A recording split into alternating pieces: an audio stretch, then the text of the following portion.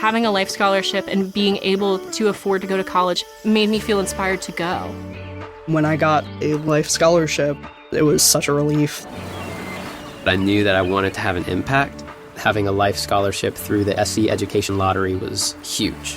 It gave me the opportunity to make that impact right here at home. The South Carolina Education Lottery. A better you, a better us, a better South Carolina. Visit sceducationlottery.com/betteryou.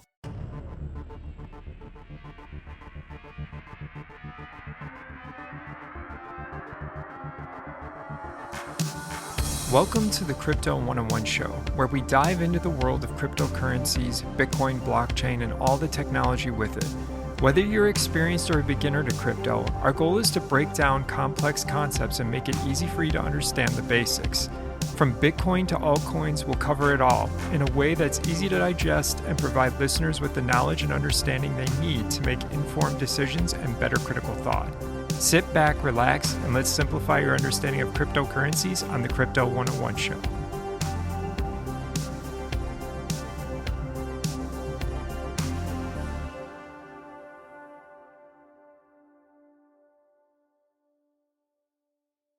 Part 10. Can Bitcoin be truly private? Surveillance, privacy, and digital freedom. I need to start off by saying this is not financial advice, so if you're looking for that, the show isn't for you. The content of this podcast episode is for informational purposes only. The opinions expressed here are not meant to be taken as financial investment or any other advice. Welcome back to the Bitcoin series part 10. In this episode, we're diving into one of the most misunderstood and most crucial aspects of Bitcoin, privacy. We're told Bitcoin is anonymous and that it's censorship resistant. But is that actually true? Or have we just traded one kind of surveillance for another, only this time on a blockchain that never forgets? We're going to explore the tools people use to protect themselves, like CoinJoin and Lightning. But we're also going to ask the hard questions. What happens in a world of KYC, CBDCs, and constant monitoring? Can Bitcoin survive and thrive when privacy itself is under threat? This isn't just about technology. This is about freedom, and we're not asking what's possible. We're asking what's worth protecting. So let's jump in. Question 1. Is Bitcoin really anonymous or just pseudo-anonymous? Maybe at the end of this question, more of us will think, is this actually anonymous or just an alias? Because a lot of people still believe that Bitcoin is anonymous, that it's digital cash you can send without anyone knowing who you are. But that's not true. Bitcoin isn't anonymous, it's pseudo-anonymous. That means you don't use your name, but everything you do is recorded. Every transaction, every wallet address, every time you move funds, all of it lives forever on a public ledger, the blockchain. So instead of saying Jeff sent $100 to Sarah, it says address 1A9X sent 0.0024 BTC to address 3FZ2Y. Sounds anonymous, right? Until someone links one of those addresses to your identity. And that's not hard to do. If you bought Bitcoin on an exchange that knows your name or sent BTC to someone who did, your pseudonym is just a few clicks away from being real. Law enforcement agencies know this, chain analysis firms know this, and it's why Bitcoin privacy reputation doesn't hold up under scrutiny. Unless you're using advanced privacy techniques like CoinJoin's privacy wallets or even mixing services, your trail is traceable. So no, Bitcoin isn't anonymous by default. It's like wearing a mask in a glass house. You're harder to spot, but you're not invisible. Question 2. What role do privacy tools like CoinJoin or Lightning play? Let's say you're accepted the premise Bitcoin is public, transparent, and traceable by design. That's great for accountability.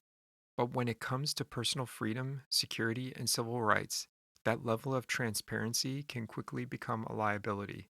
Because if every transaction is visible, then so is your salary, your donation history, your political support, your location data, and even who you associate with. That could be uncomfortable for some. It could also be dangerous for some in authoritarian regimes, surveillance-heavy societies, or even online doxing environments. So what do we do about it? That's where privacy tools like CoinJoin and the Lightning Network come in. CoinJoin obscures the trail without breaking the rules. CoinJoin is a tool that mixes multiple Bitcoin transactions together so the inputs and outputs become harder to trace. Imagine 50 people dropping identical envelopes into a pile, then randomly pulling one out. Each person still gets an envelope, but no one knows whose is whose. CoinJoin doesn't break the rules of Bitcoin, it just adds a layer of plausible deniability. It's often used by journalists, human rights activists, or people living under surveillance heavy governments who want to donate, organize, or simply exist without leaving a clear financial breadcrumb trail. But it's not perfect. It's slow, it's expensive, and it's increasingly under regulatory scrutiny, especially in the US, where even using privacy tools is often viewed suspiciously. Now let's talk about the Lightning Network, which is pretty much speed plus privacy. The Lightning Network wasn't built as a privacy tool, but it offers a side benefit. Because Lightning transactions happen off chain, they're not recorded on the main Bitcoin ledger. You open a payment channel, send dozens or hundreds of small payments through it, and only the final result gets posted to the blockchain.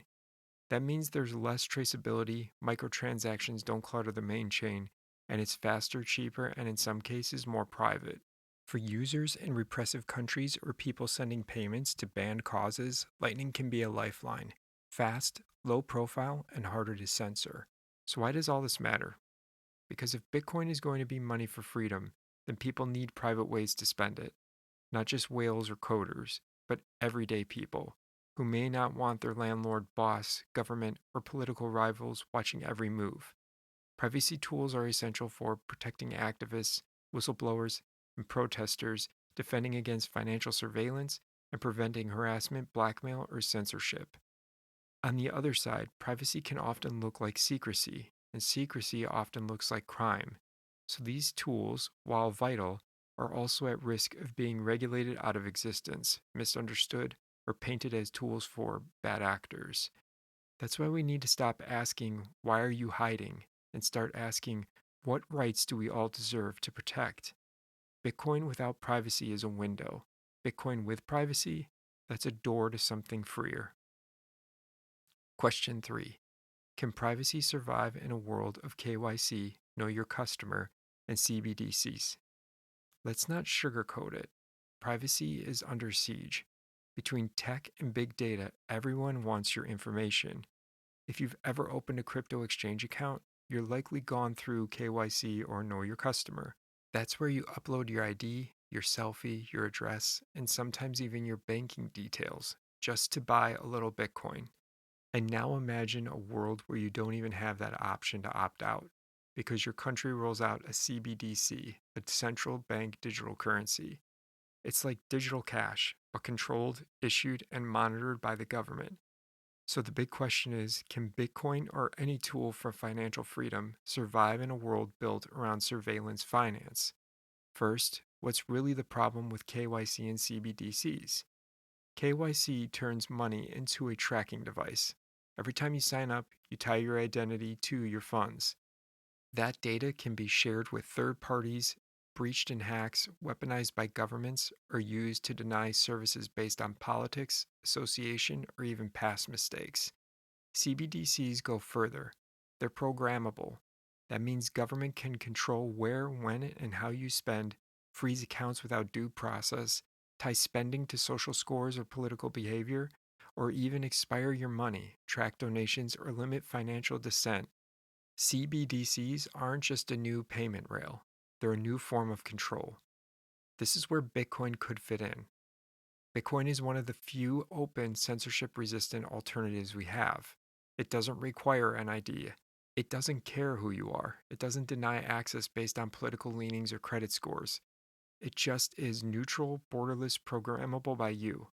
The catch to this is every regulated exchange requires KYC, and every fiat on ramp gets tracked. Then privacy becomes the exception, not the norm.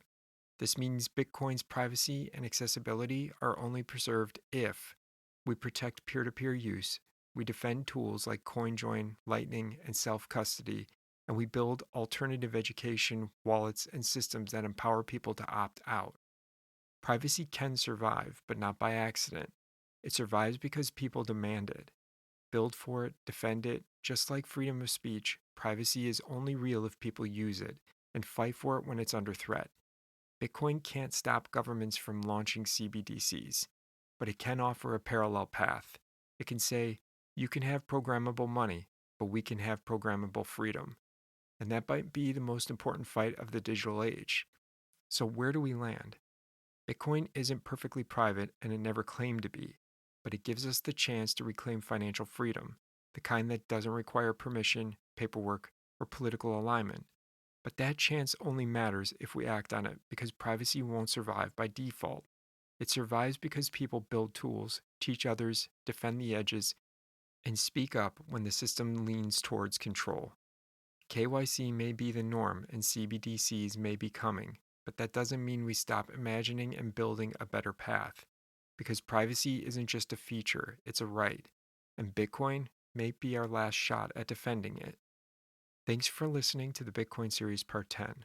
Hopefully I'll see you in part 11, where we take on the Bitcoin culture wars, with the focus being toxicity, purity tests, and political divides within Bitcoin.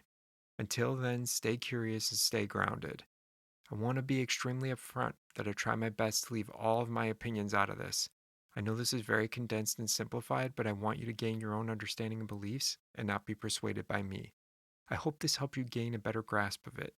Please remember to share, follow, and subscribe to our mailing list and to your favorite podcast app for future episodes so you can gain more with your crypto knowledge. If this sparked something in you or made you question what's possible, I'd love to hear about it. And if you found this valuable, share it, tag someone who needs to hear it, or just sit with it. Thanks for listening.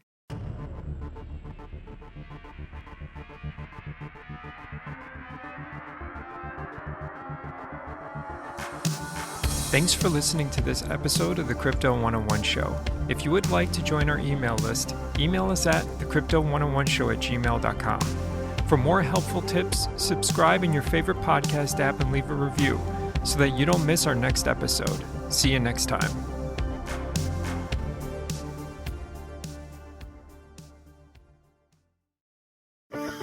Having a life scholarship and being able to afford to go to college made me feel inspired to go. When I got a life scholarship, it was such a relief. I knew that I wanted to have an impact. Having a life scholarship through the SC Education Lottery was huge. It gave me the opportunity to make that impact right here at home. The South Carolina Education Lottery. A better you, a better us, a better South Carolina. Visit sceducationlottery.com/betteryou. Ready to make a real impact every day? Join the Active Day Home Care team and help clients maintain their independence in the comfort of their own homes. Make a difference in someone's life as you provide essential daily assistance and protect their health and happiness. Earn up to $20 an hour and enjoy additional perks like optional daily pay, 401k, paid time off, ongoing educational training, and more. Join a team that values care, compassion, and your professional growth. Visit activeday.com to apply.